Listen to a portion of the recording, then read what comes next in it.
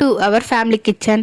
இன்றைக்கி நம்ம என்ன பார்க்க போகிறோன்னா புளி சாப்பாடு எப்படி செய்கிறதுன்னு பார்க்க போகிறோம், அதாவது புளியோதரை. அதுக்கு தேவையான பொருட்கள் என்னென்னு பார்க்கலாம். வரமிளகா, மஞ்சத்தூள், மிளகு, ஜீரகம், வெந்தயம், கருவேப்பிலை, பூண்டு நல்லா நுணுக்கி எடுத்துக்கங்க. தேவையான அளவு எண்ணெய், பெருங்காயம், புளி. இப்போ செய்முறைக்கு போகலாம். ஃபஸ்ட்டு வடசட்டியில் மிளகு, ஜீரகம் இதெல்லாம் வணக்கி எடுத்துக்கோங்க. மிளகு, ஜீரகம், வெந்தயம் மூணையும் போட்டு நல்லா வறுத்து எடுத்து தனியாக எடுத்து வச்சுக்கோங்க. அதுக்கப்புறம் வடசட்டியில் எண்ணெய் ஊற்றி எண்ணெய் நல்லா சூடானதுக்கப்புறம் கடுகு போடுங்க. கடுகு நல்லா பொரிஞ்சதுக்கப்புறமா பெருங்காயம்,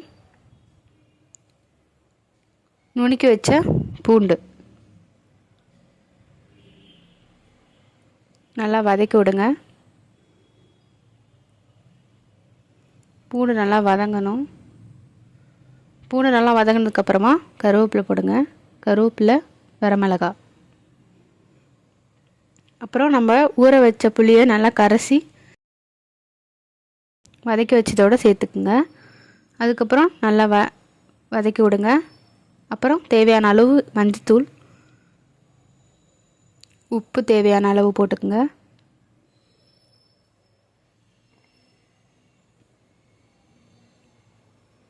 நல்லா கொதிக்கணும். கலர் நல்லா மாறும். அப்புறம் நம்ம வணக்கி வச்ச மிளகு, ஜீரக, வெந்தயத்தை அரைச்சி பொடி எடுத்துக்கலாம். பொடி பண்ணதை நல்லா கொதிச்சதுக்கப்புறம் கலர் சேஞ்ச் ஆகும். அதுக்கப்புறம் நம்ம அரைச்சி வச்ச அந்த பொடியை போட்டுருங்க.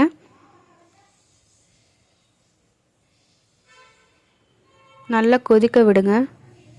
திருப்பி கலர் சேஞ்ச் ஆயிரும். இந்த கலரில் வந்துடும்.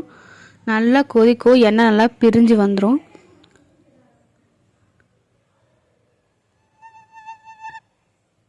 நல்லா எண்ணெய் பிரிஞ்சு வந்ததுக்கப்புறமா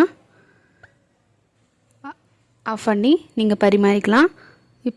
சாப்பாடு போட்டு நல்லா கிளறி எடுத்துக்கோங்க.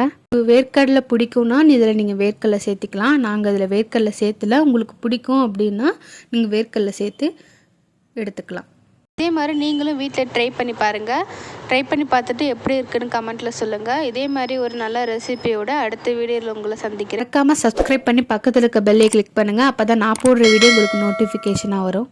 தேங்க்ஸ் ஃபார் வாட்சிங்.